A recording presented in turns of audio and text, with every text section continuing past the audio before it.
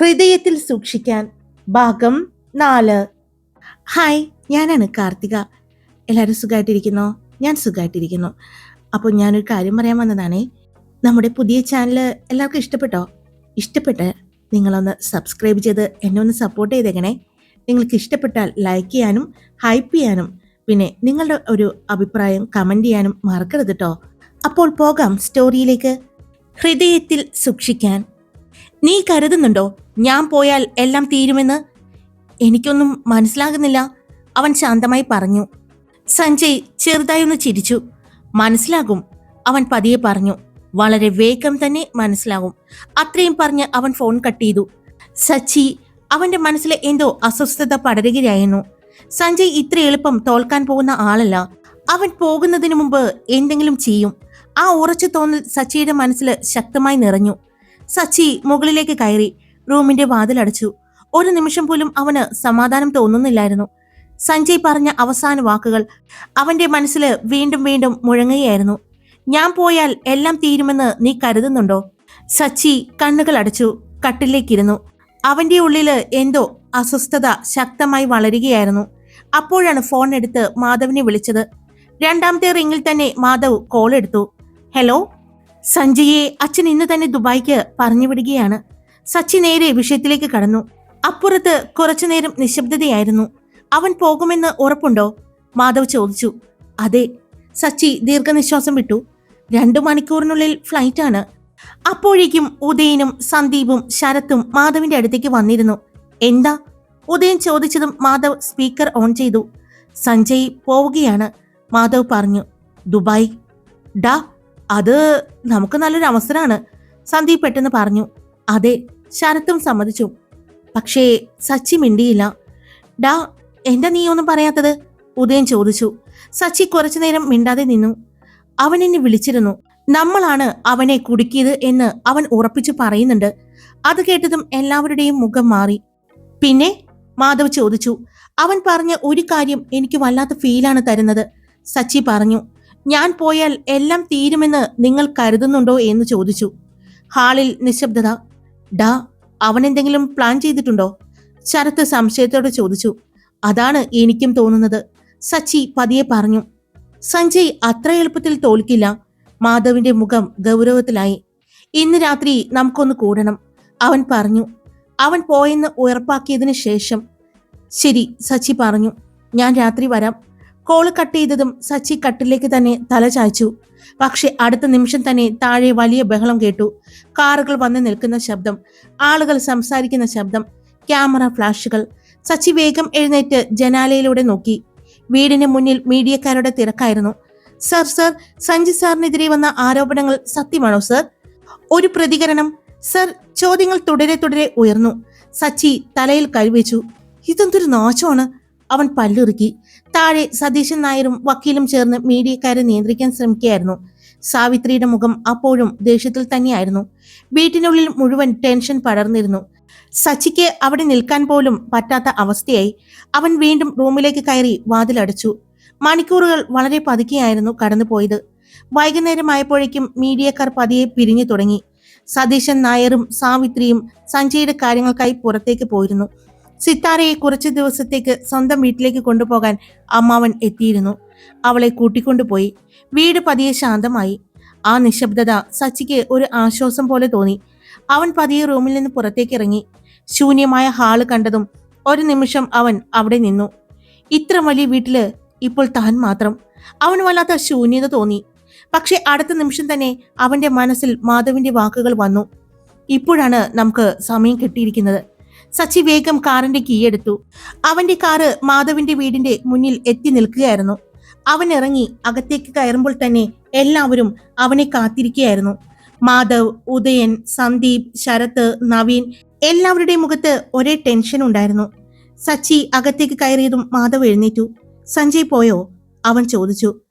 ഇപ്പോഴേക്കും flight കയറിയിട്ടുണ്ടാകും, അവൻ പറഞ്ഞു. ആ വാക്കുകൾ കേട്ടതും എല്ലാവരും ഒരുമിച്ച് പരസ്പരം നോക്കി. കാരണം ഇനി അവരുടെ മുന്നിലുള്ള ഏറ്റവും വലിയ ലക്ഷ്യം ഒന്ന് മാത്രമായിരുന്നു. ഉദയപുരം കോവിലകം, ലക്ഷ്മി ദേവിയുടെ യഥാർത്ഥ ജീവിതം. അച്ഛനും അമ്മയും സഞ്ജയുടെ കാര്യങ്ങൾക്കായി പുറത്തേക്ക് പോയി. സച്ചി പറഞ്ഞതും ഉദയൻ പെട്ടെന്ന് നേരെയിരുന്നു. അപ്പോ വീട്ടില് ഇപ്പൊ ആരുമില്ലേ? അവൻ ചോദിച്ചു. ഇല്ല, സച്ചി പറഞ്ഞു. സിത്താരയെ അമ്മാവൻ വീട്ടിലേക്ക് പറഞ്ഞു വിട്ടു. അത് കേട്ടതും ഉദയന്റെ കണ്ണുകളിൽ ഒരു തിളക്കം വന്നു. എങ്കിലും നമുക്ക് നിന്റെ വീട്ടിലേക്ക് പോയാലോ? അവൻ ആവേശത്തോടെ പറഞ്ഞു. എന്തിന്? മോഷ്ടിക്കാൻ വല്ലതാണോ? ഇപ്പൊ അങ്ങോട്ട് ചെന്നിട്ടൊന്നും ഒരു കാര്യം ഉണ്ടാവില്ല. എല്ലാം ബാങ്ക് ലോക്കറിലായിരിക്കും വെച്ചിരിക്കുന്നത്.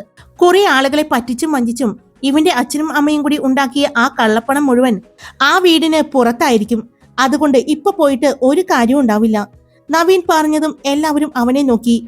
നീ ഒരു അധ്യാപകൻ തന്നെയാണോ? ശരത്ത് ചോദിച്ചതും അതെന്താ അങ്ങനെ ഒരു സംശയം? നവീൻ ചോദിച്ചു. ഒന്നുമില്ല, പറഞ്ഞിട്ട് കാര്യമൊന്നുമില്ല. സന്ദീപ് സ്വയം തലക്കടിച്ചു. എടാ സച്ചി, നിന്റെ അച്ഛന്റെ ഓഫീസ് റൂം ഒന്ന് പരിശോധിക്കാം. ശരത്ത് ഉടനെ അതിനെ പിന്തുണച്ചു. അതേടാ, അവൻ പറഞ്ഞു. ഉദയപുരം കോവിലകത്തെക്കുറിച്ച് എന്തെങ്കിലും രേഖകള് ചിലപ്പോൾ നമ്മൾ അറിയാത്ത പല കാര്യങ്ങളും അവിടെ ഉണ്ടാകാൻ സാധ്യതയുണ്ട്, ഉദയൻ പറഞ്ഞു. സച്ചി കുറച്ചുനേരം ചിന്തിച്ചു. പിന്നെ തലകുലുക്കി. ഞാൻ ഒറ്റയ്ക്ക് തിരഞ്ഞാൽ ചിലപ്പോൾ ഒന്നും കണ്ടുപിടിക്കാൻ പറ്റില്ല, അവൻ പറഞ്ഞു. നമുക്കെല്ലാവർക്കും കൂടി നോക്കാം, മാധവും സമ്മതിച്ചു. എങ്കിൽ സമയം കളയണ്ട, അവൻ പറഞ്ഞു. അങ്ങനെ എല്ലാവരും വേഗം എഴുന്നേറ്റു. സച്ചി, മാധവ്, ഉദയൻ, സന്ദീപ്, ശരത്ത്, നവീൻ 6 പേരും സച്ചിയുടെ കാറിലേക്ക് കയറി ദേവർ മഠത്തിലേക്ക് തിരിച്ചു. രാത്രി കൂടുതൽ കണക്കുകയായിരുന്നു. സച്ചിയുടെ കാറ് പതിയെ ദേവർ മഠത്തിന്റെ ഗേറ്റിന് മുന്നിൽ എത്തി നിന്നു. അവൻ ചുറ്റുമൊന്ന് ശ്രദ്ധിച്ചു നോക്കി. വീട് മുഴുവൻ നിശബ്ദമായിരുന്നു. മുറ്റത്തെ ലൈറ്റുകൾ മാത്രം മങ്ങിയ വെളിച്ചം പരത്തുന്നുണ്ടായിരുന്നു. ആരുമില്ല, സച്ചി പതിയെ പറഞ്ഞു. അത് ഉറപ്പായതും എല്ലാവരും വേഗം കാറിൽ നിന്നും ഇറങ്ങി. ഗേറ്റ് അടച്ച് അവർ അകത്തേക്ക് നടന്നു. വീട്ടിലേക്ക് കയറുമ്പോൾ പോലും എല്ലാവരുടെയും മനസ്സിൽ ചെറിയൊരു ടെൻഷൻ ഉണ്ടായിരുന്നു. സതീശൻ നായർ പെട്ടെന്ന് വന്നാൽ, ജോലിക്കാരെങ്കിലും കണ്ടാൽ. പക്ഷെ ഇപ്പോ അവരുടെ മുന്നിലെ ലക്ഷ്യം അതിലും വലുതായിരുന്നു. സച്ചി നേരെ അച്ഛന്റെ ഓഫീസിലേക്ക് നടന്നു. വലിയ മരവാതിൽ തുറന്നതും പഴയ ഫയലുകളുടെ മണം മൂക്കിലേക്ക് അടിച്ചു കയറി.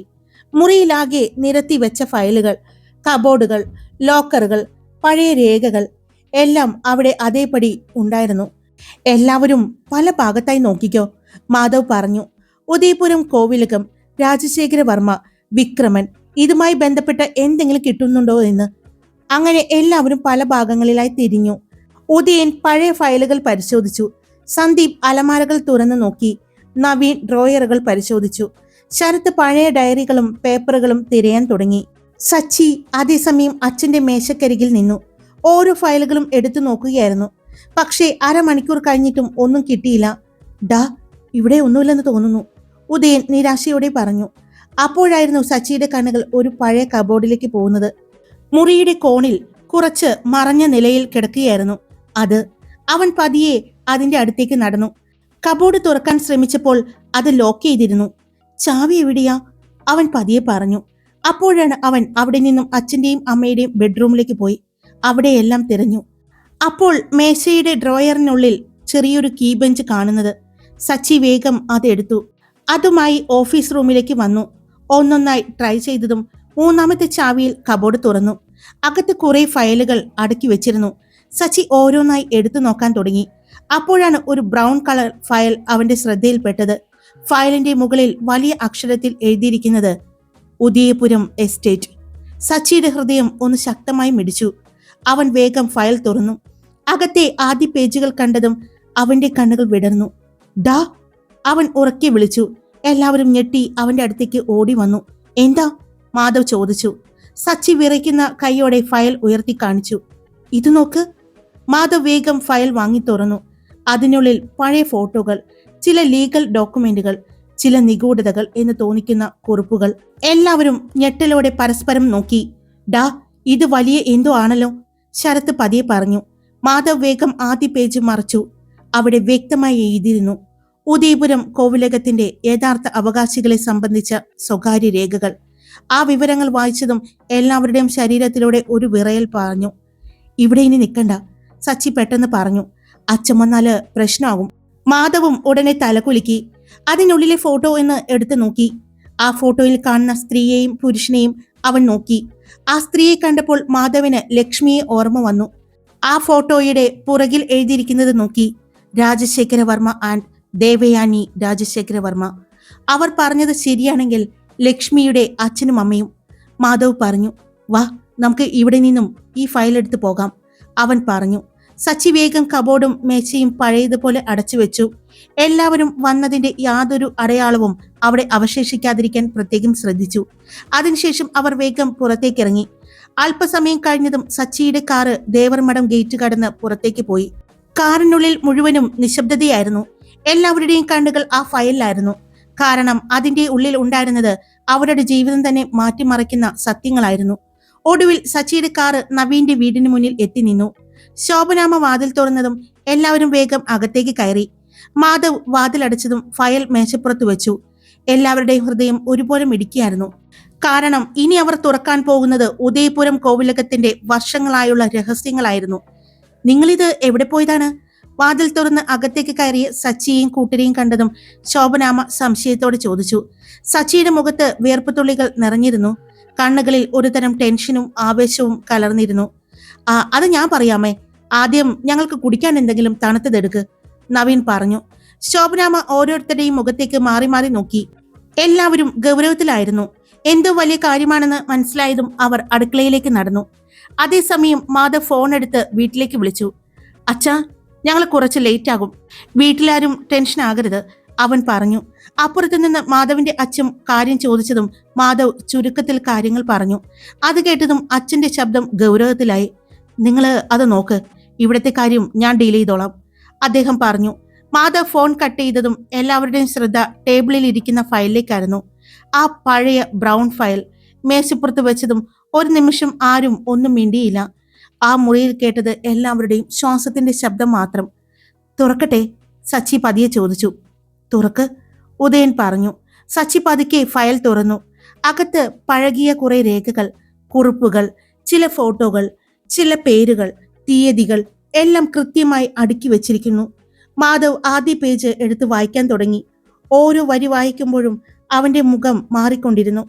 അതിൽ സഞ്ജയിൽ നിന്നും അവർ അറിഞ്ഞ കാര്യങ്ങളും ലക്ഷ്മിയുടെ വളർത്തച്ഛൻ പറഞ്ഞ വിവരങ്ങളും എല്ലാം തന്നെ ആയിരുന്നു.